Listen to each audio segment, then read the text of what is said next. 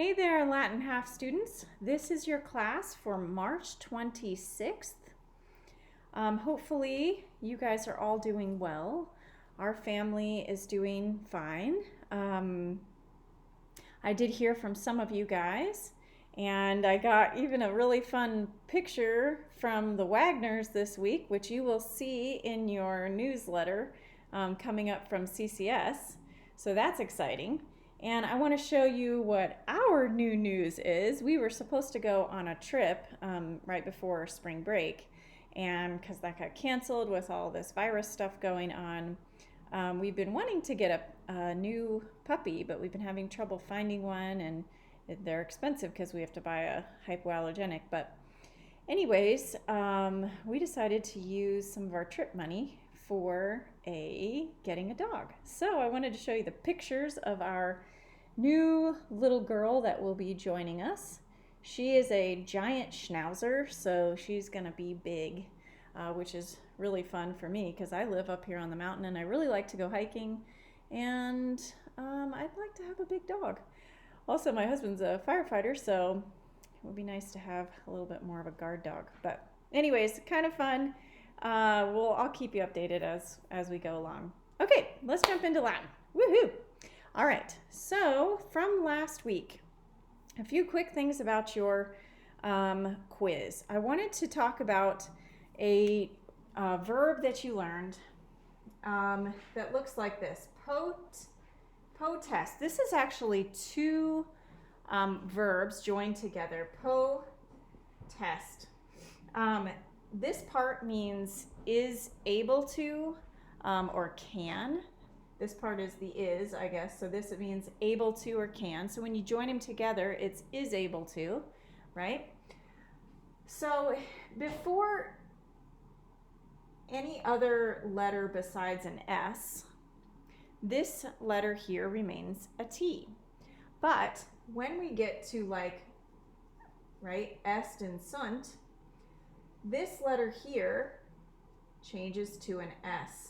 So when we join them together, we want to make sure that we're representing both parts of our verb and we keep two S's here. Okay, so several people only put one S, and I wanted to explain to you why there were two S's that are needed in that verb. Sometimes there is no explanation, it's just how it's spelled. Okay. Very good. I also wanted to say really, really good job to everybody on getting those stem changes. Everybody did a great job learning your stem changes, getting your genders right, and remembering the definitions of your vocabulary. So that's showing me that you're really studying, and I just can't say how proud I am. So we're going to go ahead and jump into this week's quiz in just a moment, but I want to explain a little something about how this week's quiz looks a little different. And if it's hard for you, don't worry about it. Remember, the quizzes are kind of a glimpse for me into your studying and how you're doing, but it's also a way to encourage you in how to study, okay? So we have our normal things like with our nouns over here where I'm asking for three parts again. So you're going to need to give me the plural, which usually will have a stem change, but not always. Don't let me trick you on those first and second declension nouns, okay? It'll have the stem change, so the plural, the gender, and then you need to give me the definition. So those are worth 3 points. But now also your verbs are going to be worth 3 points. And let me show you. So you can see, over here, 8, 9, and 10 look a little different than usual. So let's use our board and talk about this with, let's choose the word wolot, to fly, right?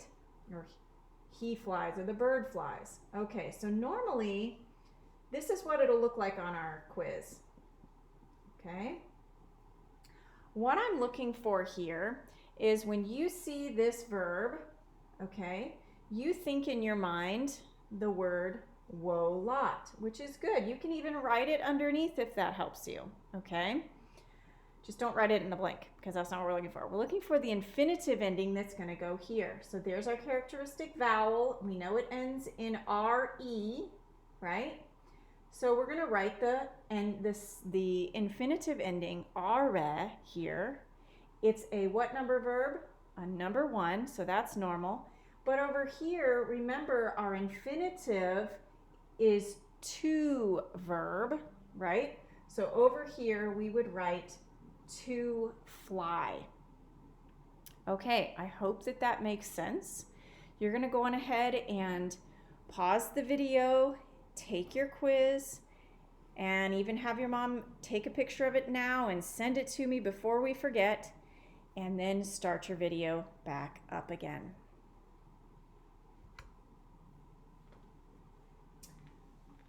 Okay, hopefully that quiz went okay and you're not fretting too much. Okay, we are going to go on ahead and start by reviewing our third declension noun endings. Okay, can you see that okay? So this is your master chart for those third declension noun endings. We're going to actually do them up on the board, but together in a minute. But first, I'd like you to pause the video, and I want you to go on ahead and write out yours. You can write them like this: masculine, feminine, regular, neuter, and your neuter exceptions, which are your 8-eyed monsters. Okay, so I'm going to put 8-eyed neuters here. Okay, pause your video, and then we'll go on ahead and write them out together.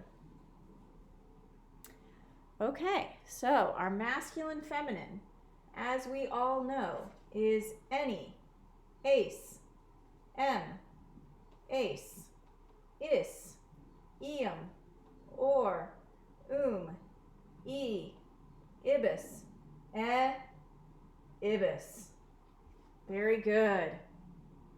Now for our neuter singular. Now the only word we've learned like this so far is our flumen.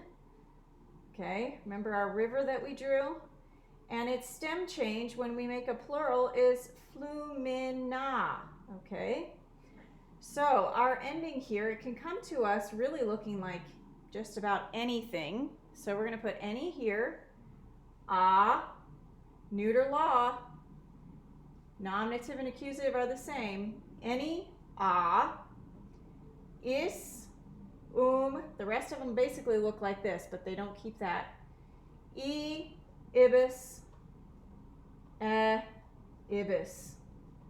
Okay, so it would look like flumen, flumina, flumen, flumina, fluminus, fluminum, so it keeps that stem change, flumini, fluminibus, flumine, fluminibus.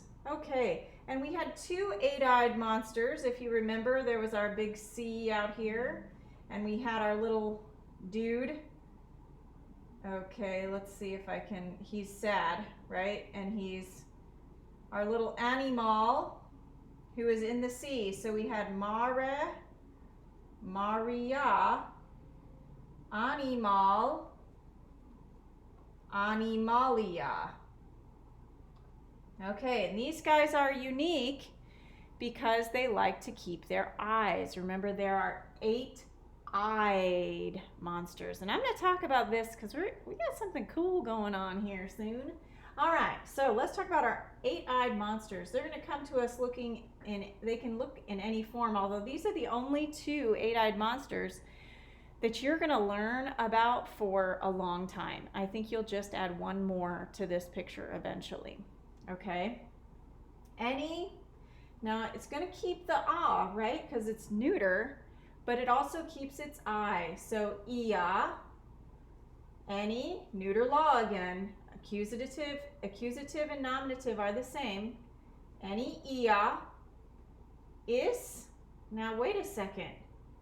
This one does not look like this one because it likes to keep its eyes. Ibis, and then what did we do here? We kept it as ibis. If we count our eyes, 1, 2, 3, 4, 5, 6, 7, 8. All right, now for the kind of fun stuff in talking about this. Actually, wait, I got to tell you something bad first. Bad news first, right? Maybe it's not too bad. I don't know. Next week, your quiz will have this whole thing and your infinitive chart. Okay? So that's all that's going to be on your quiz. These and your infinitive chart. So the are, are, ere, are. Okay, the one at the end of your verb chart. I guess I have it sitting here. Let me show you. So it'll cover just, where is it on this? So just here, your infinitives, okay? All right, so that's on your quiz. That was bad news. Okay, let me tell you the good news, the really cool news. Well, I think it's cool. Maybe I'm just too nerdy, but I think it's kind of fun. So do you remember this sheet that you have where it says meet the 8-eyed monsters? So I am wondering if you guys would mind making me an 8-eyed monster piece of art, okay? So usually when I make this, my kids totally make fun of me, but I like to put this weird looking like monster down here. I don't know. He usually doesn't look very good. And then I give him 8 eyes. Okay, so I'm kind of making a play on words. Let's see, 4, 5, 6, 7, 8. So I'm kind of making a play on words, you know. We're really talking about eyed, these letter I, but I'm looking at the word I. Anyways, your picture does not have to look like as ugly as mine. Maybe you can draw me something else, and I think it would be really fun. So with your quizzes or any time before next week or the following week, just sometime in the next week or two, snap me a picture of your art that you end up putting on your sheet as a way for you to remember your 8-eyed monsters, okay?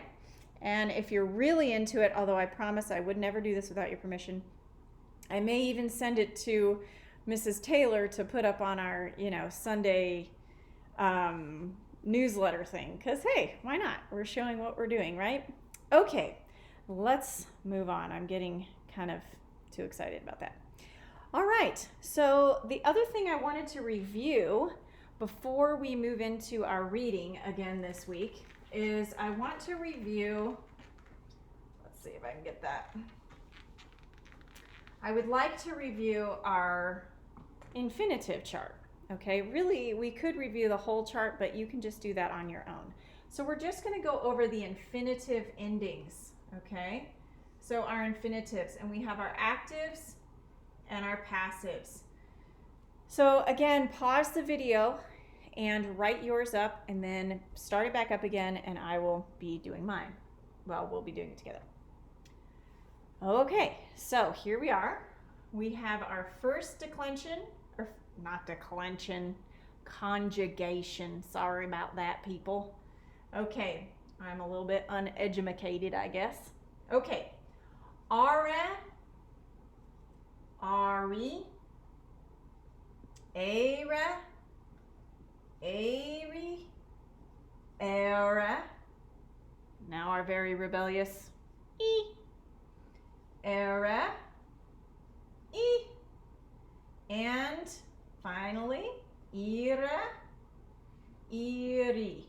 Okay, so 1, 2, 3, 3 I's and 4's. We're going to leave that up there, okay, because we're going to kind of be referring back to it as we're reading.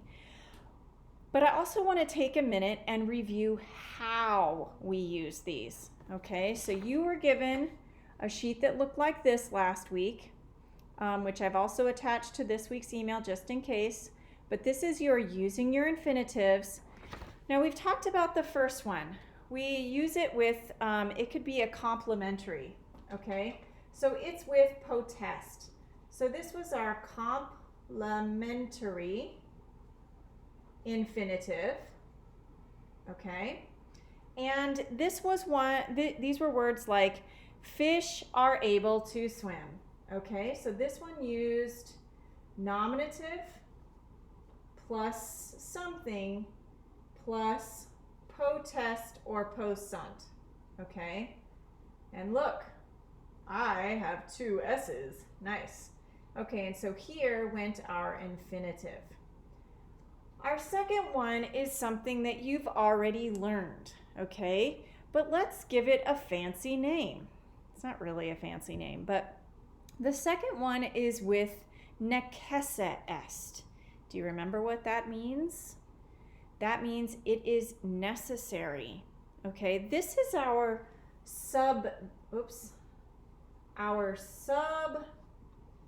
subjective infinitive. Okay, now our subjective infinitives look a little bit different. This was something like, for the humans, it is necessary to breathe.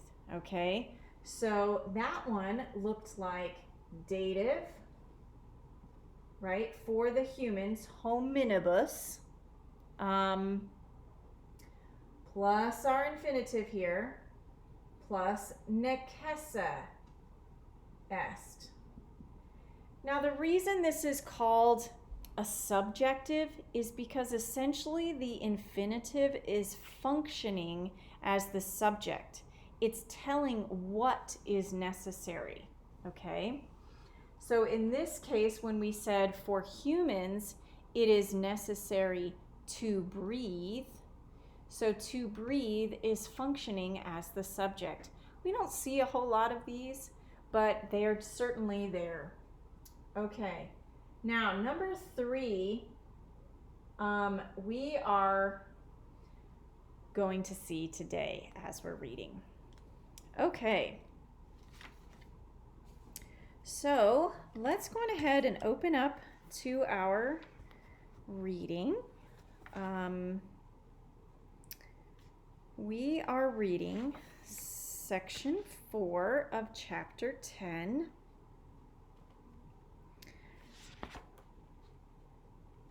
Now, actually, just before we jump into that, if you go up to, let's see, up to line 64 and 65, so that's on page 109. I want you to see that we're using necesse est a couple of times, but it's not quite in this exact sentence pattern. And remember, sentence patterns are in general patterns that we use, right? They're not like hardline rules.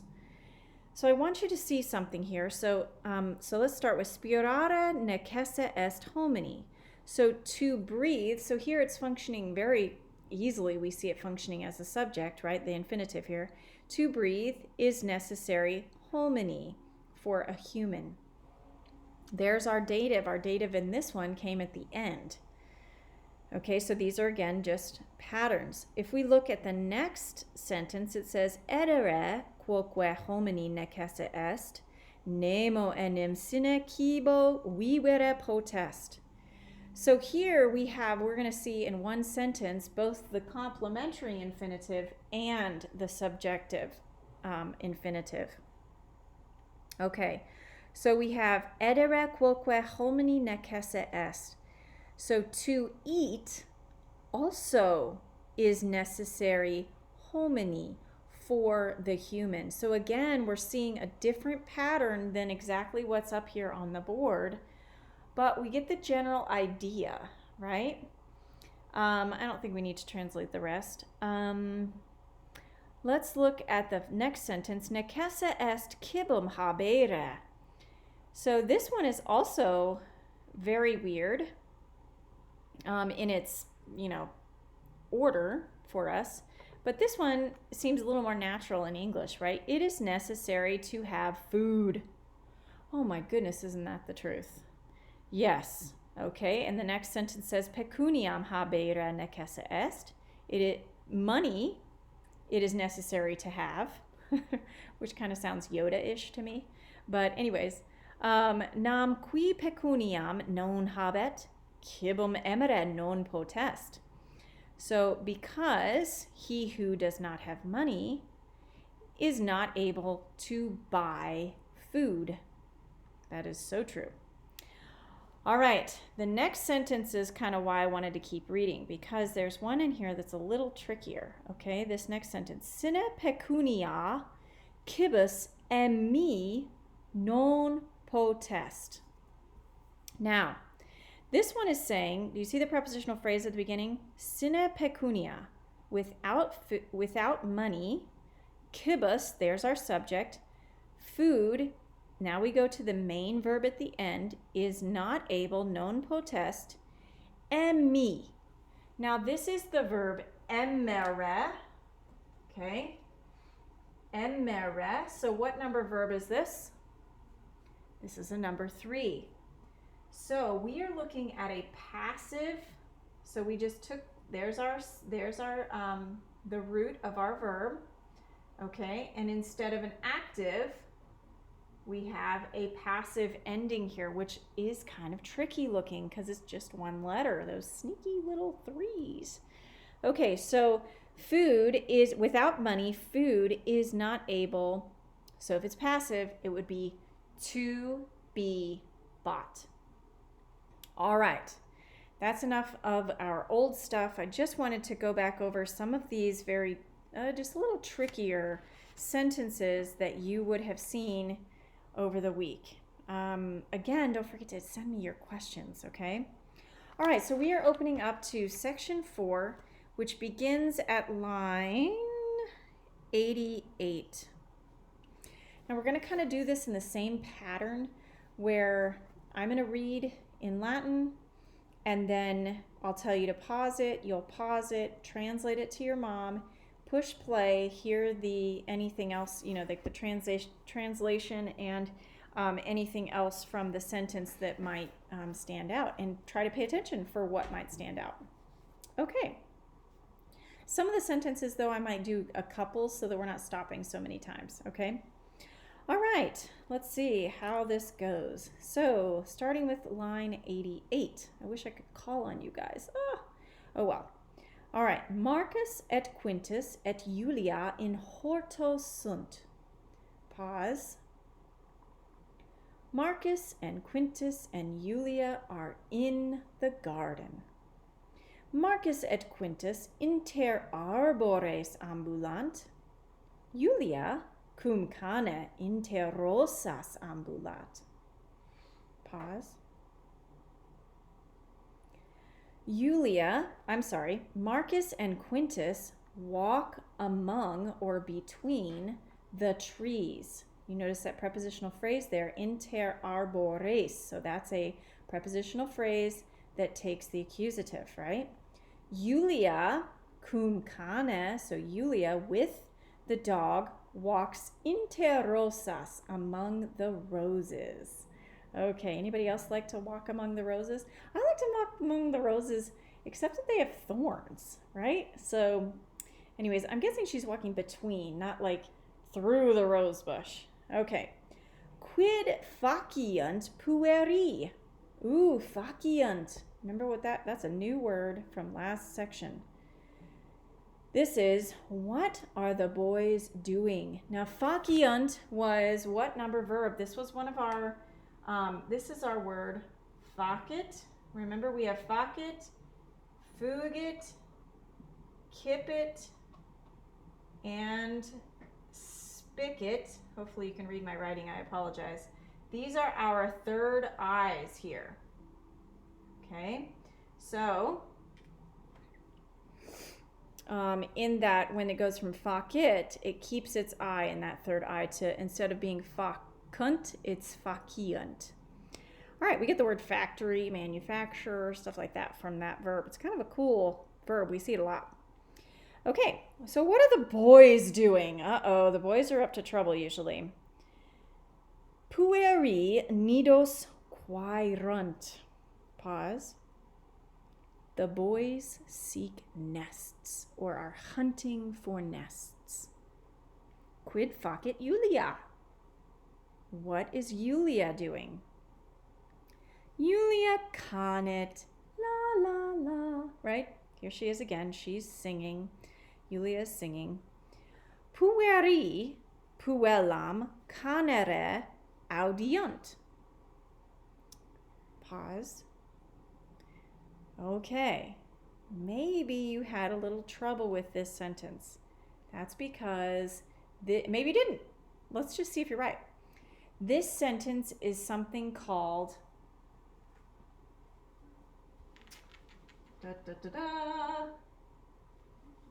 this is called what we call a head verb. A head verb. Okay. We can also call it an indirect statement. Okay. So this is our third use for an infinitive. Okay. Head verb, indirect statement. I apologize, my lights are a little bright. I can see on here. That does say verb, but okay, hopefully you can make do. Well, it's on your sheet, so you should be able to see it. Okay. This is an interesting but really cool construction. Okay, so an indirect statement is different from a direct statement. Okay, let's say I'm a guard on duty and I say, the Romans are coming, right? That was my indirect statement. The Romans are coming. But if I put it into an indirect statement, it would be, the guard said that the Romans are coming, right? So we usually use in English that little word that, okay? So let's look at this sentence again, okay? Pueri, now go to the end, the audiant at the end. The boys audiant, the boys hear. So I'm going to write this sentence up here, pueri, and I'm going to put audiant way down here. Now I want you to mark something above audiant in your book. You're going to write the letters HV with a smiley face, okay? Because what I want you to see is that this head verb sentence pattern, which we haven't quite learned all the way yet, but the head verb sentence pattern means that the object of the verbs, or they are objects of verbs of what we would call like perception. So in other words, it's something in their head. So they're seeing, they're hearing, they're thinking, there's lots of words, okay? Things that are happening kind of in our head. Now don't get too far into it because it doesn't always quite work the way that we learn it at the beginning, does it? So this is our first way of really learning this sentence pattern, okay? So let's think of it right now as a head verb, okay? So something is happening in your head. So the boys, they hear, and what do they hear? They hear, you remember the guard, right? The guard said, or the guard, let's use heard. The guard heard that the Romans were coming. Okay, if we said it that way. But in this case, it's the boys hear. Now let's go to puellam. The girl canere. The girl singing. Or we could translate, the boys hear that the girl is singing. It's kind of a little bit flexible, but what we're going to see in our pattern here, I'm going to put a bracket around this, okay, because you're going to see here a funny pattern. Puellam, and then you have canere. So let's take a look, because Latin is a language of endings. Let's take a look at those endings. I'm going to see if I can tilt it a little bit. There we go. So you can see that for right now. Okay. What do you notice? This ending here is what case? I, right? It is an accusative. Sorry, I have to sit it back in order to write. This is accusative. This here is what? An infinitive. So we have this very different kind of sentence pattern here. So we would call this nominative. I'm going to set it back again. I think you can see this part. Nominative. My marker. Nominative plus, then what do we have in this bracket? We have accusative. It's really the accusative subject, okay, of what they're hearing, plus infinitive, plus our head verb. Head verb. Okay, this is going to make more and more sense to you as we're reading. So let's keep reading. So if we wanted to translate that sentence again, pueri puellam canere audiant, tell your mom how we translate it. Okay, the boys hear the girl singing. The boys hear that the girl is singing. Okay? All right, it's kind of funny because you would expect canere to be translated to sing, but because it's not, the Latin doesn't really like having, I shouldn't really say that. Well, Latin doesn't like having more than one head verb, okay? So really doesn't like having more than one verb unless there's a reason, like it's being joined by and, or it's another sentence or something. So when we have a second verb, then we often have our infinitive, just like we've seen before. But in this case, it's not translated with the to, okay, because it's a special sentence pattern. All right, let's move on. I hope that makes sense. I wish I could just ask you if you understand right now, because I'm kind of confused if I've really said it well. So maybe as we're reading, we'll make sure, but please send me questions if it didn't make sense. Okay. Vox Iuliae pulchra est. Pause. The voice of Julia is beautiful. So new word here, vox. This means beautiful. So write that into your